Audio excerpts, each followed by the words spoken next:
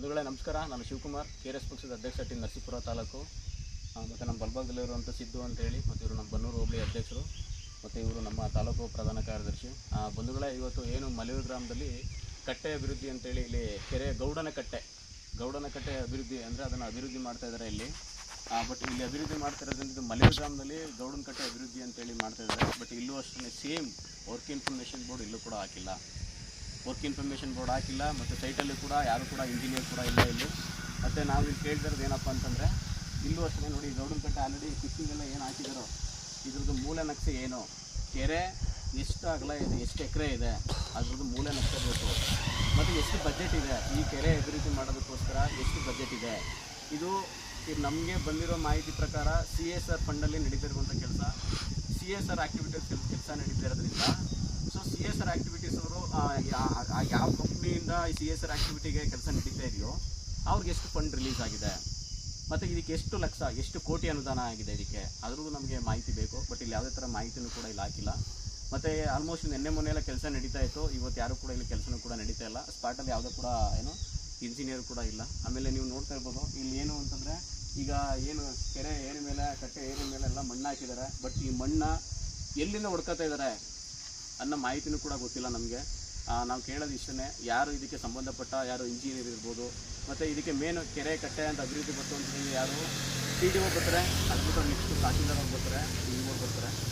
ನಾವು ಆಲ್ರೆಡಿ ಈಗ PDO ಜೊತೆ ಕೂಡ ನಾವು ಮಾತಾಡ್ತೀವಿ ಹೋಗಿ. ಇವಾಗ ಏನಪ್ಪ ಅಂತಂದರೆ, ಇದಕ್ಕೆ ಸಂಬಂಧಪಟ್ಟ ಎಸ್ಟಿಮೇಟ್ ಕಾಪಿ ಬೇಕು ನಮಗೆ.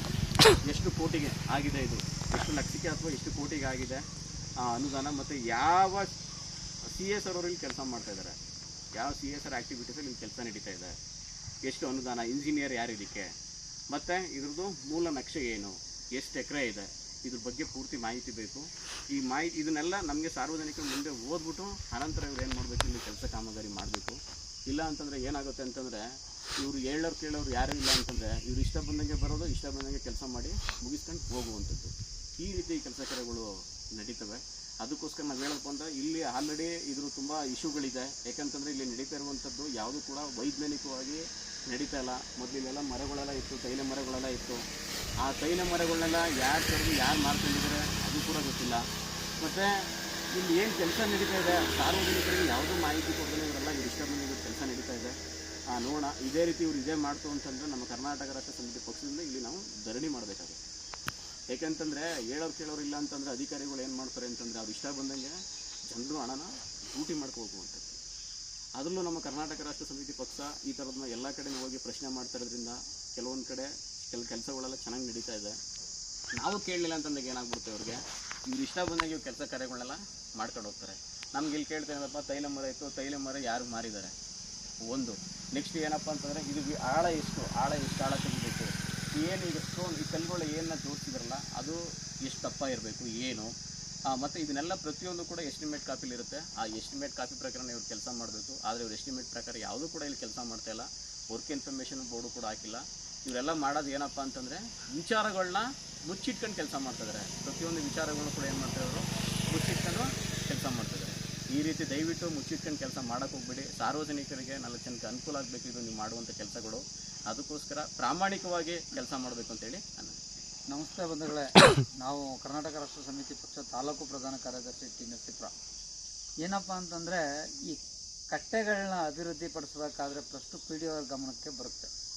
PDO ಗಮನಕ್ಕೆ ಬಂದ ತಕ್ಷಣ PDO ಅವರು ಆ ಗ್ರಾಮದ ಜನಸಂಖ್ಯೆಯನ್ನು ಸೇರಿಸಿ ಒಂದು ಗ್ರಾಮ ಸಭೆ ಮಾಡಿ, ಆ ಗ್ರಾಮ ಸಭೆ ಮೀಟಿಂಗಲ್ಲಿ ಅದು ಅನುಗುಣವಾಗಿ ಏನೇನು ಅದಕ್ಕೆ ಬಜೆಟ್ ಮಂಡನೆ ಆಗಿದೆ ಅದನ್ನು ಜನಗಳ ಮುಖಾಂತರನೇ ವಿಸ್ತರಣೆ ಮಾಡಬೇಕು.